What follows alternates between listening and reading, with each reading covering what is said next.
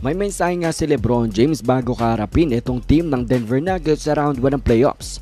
Pero unahin muna natin ang mga sinabi ni Austin Reeves kung saan sinabi niya obviously nga daw ay sobrang pamilyar na sila dito sa Denver Nuggets at sila nga daw ang currently NBA champs. At talaga naman daw na isang malakas at magaling na basketball team itong team ng Nuggets, kaya naman daw kinakailangan nga daw nilang ibigay ang kanilang best sa kanilang ngayong paparating na playoff series.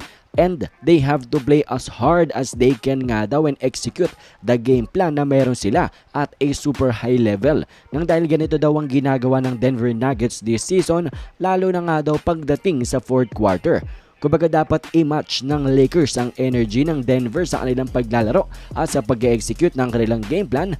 At sabi rin ni Austin Reeves na super excited na nga daw siyang makipag-battle muli laban dito sa Denver. At ito rin si Anthony Davis, ang sinabi niya nga mga idol na sa defensive end nga daw mag-uumpisa ang Lakers kung gusto nilang manalo laban nga dito sa Denver Nuggets nang dahil marami nga daw weapon. Itong team ng Denver Nuggets na sa panguna nga daw yan ni Nikola Jokic, nandiyan din si Jamal Murray, KCP, Porter Jr. at si Aaron Gordon. Sabi ni AD, it's not going to be easy nga daw. Hindi daw ito magiging madaling laban pero dapat daw ay patuloy lang na pagkatiwalaan ng Lakers team ang kanilang mga teammates sa depensa na they can hold this team sa isang shot lamang per possession.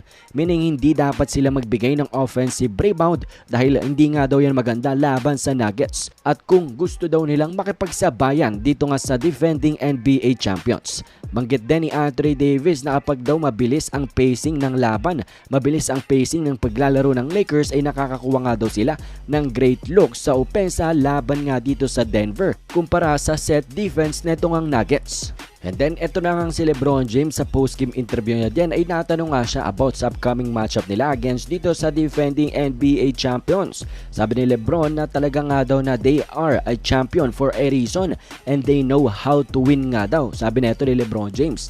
They are also extremely dominant nga daw sa kanilang mga home games o kapag naglalaro ang Denver sa kanilang bahay netong mga nakaraang taon. Banggit pa ni LeBron na may MVP nga daw sila sa kanilang team na walang iba kung hindi si Jokic. Tapos samahan pa daw ng kanilang closer na si Jamal Murray. Tapos may mga high IQ, high level elite role players nga daw sila. Tapos to top it all off ay meron din silang magaling na head coach na walang iba kung hindi si Mike Malone. Kaya naman daw kinakailangan ng Lakers na maglaro daw sa upcoming series nilang ito ng mistake-free basketball and make sure na pahirapan ang Denver Nuggets in playing basketball. Kumbaga, wag niyang hayaan ng Lakers na maging komportable sa laban ang team ng Denver Nuggets. Alam niya nga daw na they will play a great basketball at ganun din daw ang gagawin ng Lakers team. At sigurado nga daw mauuwi na lamang sa 2 possessions itong mga laban nila and we will see nga daw who will execute better and who will come out on top. So mukhang kahit kakatapos lang ng laban ng Lakers against sa Pelicans ay mukhang handang-handa na nga rin ang mga Lakers player na ito na lumaban muli dito nga sa rematch ng Western Conference Finals last season.